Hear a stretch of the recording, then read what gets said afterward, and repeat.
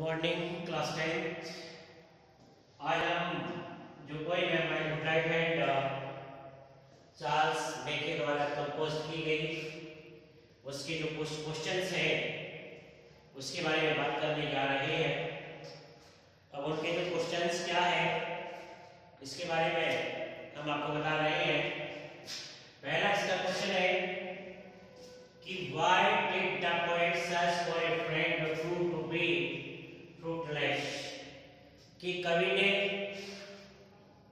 जो एक मित्र के लिए तलाश की थी वह उसका फल रहित क्यों रहा, मतलब व्यर्थ क्यों रहा, उसे मित्र क्यों नहीं मिला, इसके बारे में।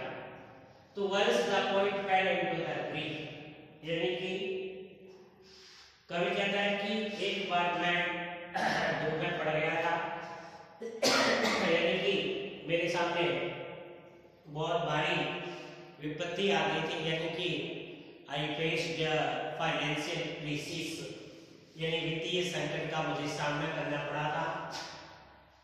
He searched for some friends and relatives for help, उसने अपने मित्रों और रिश्तेदारों की तलाश की ताकि वे उसे raise from the financial crisis, कि वे उसे आर्थिक संकट से ऊपर उठा सके। But in vain, लेकिन व्यर्थ। When means fruitless, which I have already written in this question. Fruitless, ठीक है ना, फल रहित रहा, यानी कि उसका कोई परिणाम नहीं निकला। His friends and relatives gave him nothing, उसके मित्रों और रिश्तेदारों ने उसे कुछ भी नहीं दिया। But Donald शर्मा की केवल मौखिक सहानुभूति and borrowed advices, और खोखली सलाह दी, यानी खाली सहानुभूति दिखाई और सलाह दी, लेकिन रियलिटी में उन्होंने उसकी कोई मदद नहीं की। They gave him nothing, उन्होंने उसे कुछ नहीं दिया। They gave him no financial help, उन्होंने कोई उसकी वित्तीय सहायता नहीं की थी। तो ये है इसका पहला क्वेश्चन और ये इसका आंसर। आप इसको अपनी नोटबुक के अंदर नोट डाउन करें और इसको लर्न करें। क्वेश्चन नंबर 2 देखिए, Why did the poet feel disappointed? यानी कवि ने निराशा क्यों महसूस की थी, कवि निराश क्यों हुआ था। What was the cause disappointed for the poet? यानी कवि के लिए निराशा का क्या कारण था। इसके अंदर देखिए, once the poet felt financial crisis, एक बार कवि ने वित्तीय संकट महसूस किया था, यानी वो विपत्ति में पड़ गया था। His friends and relatives gave him nothing, उसके मित्रों और रिश्तेदारों ने उसे कुछ भी नहीं दिया था। But oral sympathy and follow advices, केवल उन्होंने मौखिक सहानुभूति दिखाई और खोखली सलाह दी थी।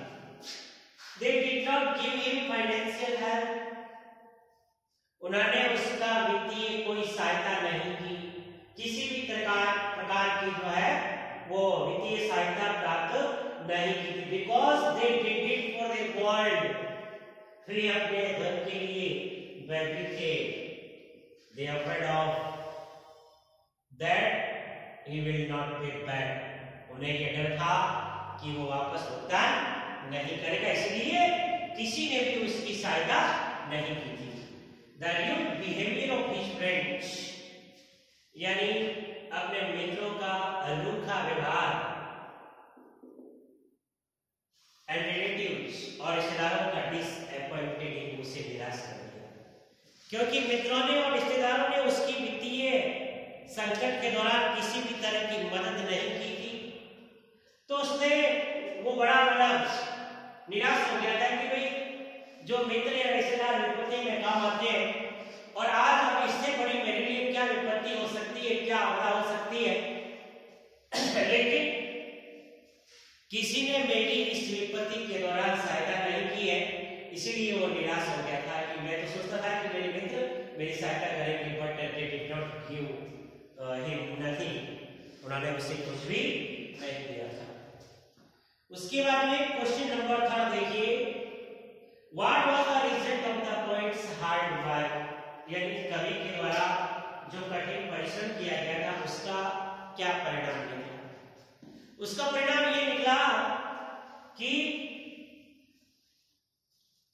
His courage revived. उसका साहस पुनः लौट आया था.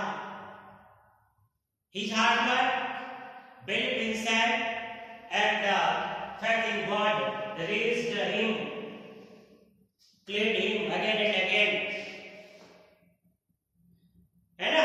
यानी कि उसका कठिन परिश्रम, आत्मविश्वास और भगवान के अंदर उसकी जो आस्था थी, उससे वो अपने वित्तीय संकट से ऊपर उठ गया था. उसका साहस पुनः लौट आया था और वह प्रॉस्पर और सक्सेस हो गया था, समृद्ध हो गया था और उसे सफलता मिल गई थी. तो देखिए, what was the result of the poets hard work. Shri कवि के कठिन परिश्रम का क्या परिणाम निकला? तो इसमें the poet decided to set his mind on work courageously. कवि ने साहस पूर्वक अपना मन जो है वो काम के अंदर लगाने का निर्णय किया. करेजियसली, साहस पूर्वक. Living all hope from others, दूसरों से सारी आशाओं को नकारते हुए. पहले तो वो मित्रों के भरोसे बैठ गया था. उससे अपेक्षा थी कि मित्र लोग उसकी सहायता करेंगे, उसके रिश्तेदार उसकी सहायता करेंगे. जब किसी ने सहायता नहीं की तो उसने चारों ओर से आशाओं को छोड़ दिया. When no one helped him in his trouble, जब किसी ने उसकी मुसीबत में सहायता नहीं की. This overpowered his poverty, इससे वो अपनी गरीबी से निकल गया, यानी गरीबी पर काबू पा लिया. His hard work, उसके कठोर परिश्रम ने, सेल्फ बिलीफ, आत्मविश्वास ने, एंड फेथ इन गॉड, और ईश्वर के अंदर उसकी जो आस्था थी, brought him prosperity and fortune, इससे वो समृद्ध और भाग्यशाली हुआ. यानी कि उसकी किस्मत वापस लौट आई थी. उसके बाद क्वेश्चन नंबर 4, इसके अंदर देखो 2-3 क्वेश्चन बनते हैं कि what inspiration do we get from the poet, कि हम इस कविता के माध्यम से क्या प्रेरणा लेते हैं, या what is the theme, central idea और message of the poem my good right hand, कि इस कविता का विषय वस्तु, केंद्रीय भाव या संदेश क्या है. यानी कि ये कविता my good right hand compose by Charles Mackay हमें क्या संदेश देती है, या इस कविता का केंद्रीय भाव क्या है, या इस कविता की विषय वस्तु क्या है. एक क्वेश्चन और बनता है, what does the poem my good right hand represent, यानी माय गुड राइट हैंड कविता जो है वो क्या प्रतिनिधित्व करती है, किसका प्रतिनिधित्व करती है. Question I have written above all the questions. ये भी 4th क्वेश्चन ही है. ये वाला कौन सा क्वेश्चन है? क्वेश्चन नंबर 4 ही है.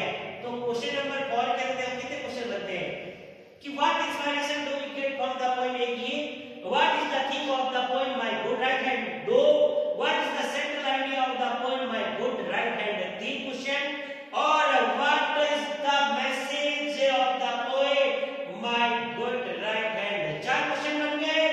और 5वां क्वेश्चन क्या होगा, देखो चलते के 5 क्वेश्चन बन रहे हैं. 5वां ये है कि what does the poem my good right hand represent. 5 question बनते हैं इस क्वेश्चन के अंदर. आंसर है इसका ये 1. 5 क्वेश्चन का आंसर कितने? 1 ही आंसर है. क्या आंसर है कि my good right hand is an inspirational poem, यानी माय गुड राइट हैंड जो कविता है वो एक प्रेरणादायी कविता है. मैके हाईलाइट दैट, मैके यहां उल्लेखित करता है कि hard work, believe in self, कठिन परिश्रम और आत्मविश्वास, एंड इन गॉड, और भगवान के अंदर आस्था, is the key to achievements and success, जो कि उपलब्धियां और सफलताओं की कुंजी है. मैके इंसिस्ट दैट, मैके ये जोर देते हुए कहता है कि trusting others is like making castle on sand, कि दूसरों पर भरोसा करना मिट्टी के घरौंदे बनाना या मिट्टी के किले बनाना के बराबर है. इसलिए डोंट ट्रस्ट अदर्स, बल्कि believe in hard work, self belief and faith in God, then you can get achievements and success. ठीक है ना. तो ये बहुत ही इंस्पायरिंग